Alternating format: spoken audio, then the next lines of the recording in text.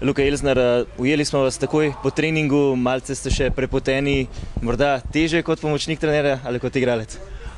Bolj stresno je, malo več adrenalina je, ker treba dobro pripraviti, da igralci pridejo na igrišče in da se ne lovimo, tako da je malo večji pritisk kot takrat, ko sem bil igralec, ampak je vsem zadovoljstvo, da smo skupaj na igrišču in da delamo te dobre vaje. Danes je točno 4 mesece, odkar ste prevzeli delo pomočnika trenerja. Kako bi ocenili, kako se vi znajdete v teh 4 mesecih?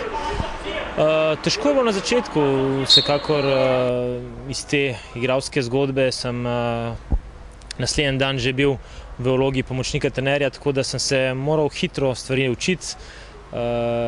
Ritem je bil zelo intenziven, tudi te priprave poleti so bile dosti zahtevne, ampak zdaj sem tudi prišel do ene organizacije v mojem delu in v komunikaciji s trenerjem so stvari zdaj veliko lažje in se bolje znajdem. Sem pa sam pri sebi zdaj se prepričal, da je to prava pot za mene in sem vesel, da sem izbral, da sem se odločil na ta način. Začela se je nova sezona, 3 tekme ste že odigrali, 6 točk ste zbrali, ko ste vi zadovoljni? Tako kot je trener rekel, smo zadovoljni, vseeno pa bi lahko kakšno piko več imeli glede na razplet tekme, ki smo jo odigrali proti Celju tukaj doma. Morda smo si zaslužili malce več, ostale 2 tekme smo pa dobili po mojem mnenju zasluženo in zdaj se že počasi delo naše prikazuje. Sistem, ki ga je trener vzpostavil, je dober in zelo zahteven, ampak igralci v tem trenutku so vsi pripravljeni, so se vsi vrnili na igrišče, tudi tisti, ki so bili poškodovani, tako da zdaj smo s polnim kadrom obratujemo, kar je super za naše delo. Je pa to dokaz, da vsako delo prinaša nekaj pozitivnega.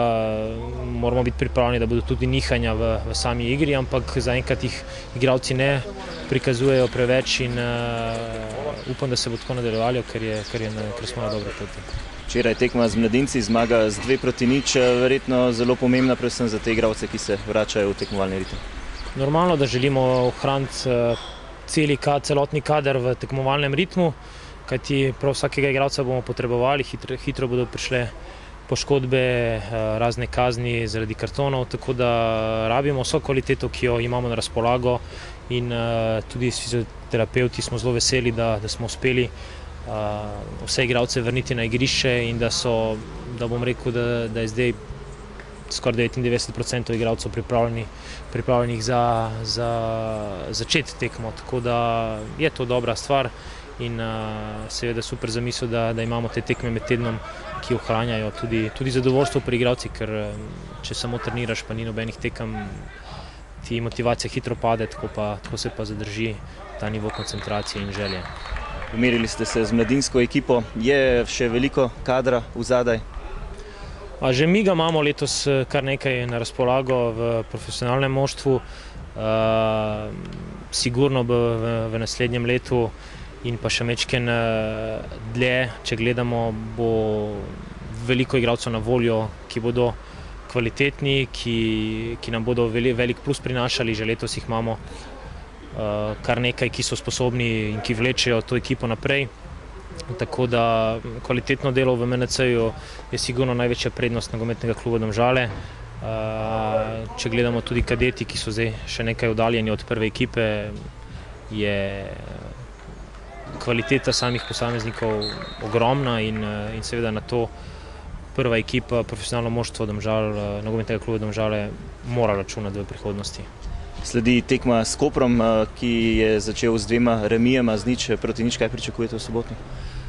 Nekaj smo že pogledali z njihove strani in moram reči, da bo sigurno zahtevna tekma tukaj v Domžalah. Mi pa nekako moramo, čeprav v določeni meri mogoče tudi nismo favoriti v tej tekmi, moramo si upati veliko, moramo iskati zmago tle na domačem igrišču. Koper bo nevaren, Koper ima izredno kvalitetno zasedbo. Tudi lani, ko so bili v krizni situaciji, so uspeli se prebiti skoraj do Evrope, tako da ko so v težavah, vedno najdejo neke moči, mi pa moramo nadaljevati v tem ritmu, zopet naš tempo usiliti in če se bomo majčkeno bolj srečno razpletli, kot se je proti Celju, da osvojimo spet vse 3 točke. Hvala lepa, srečno.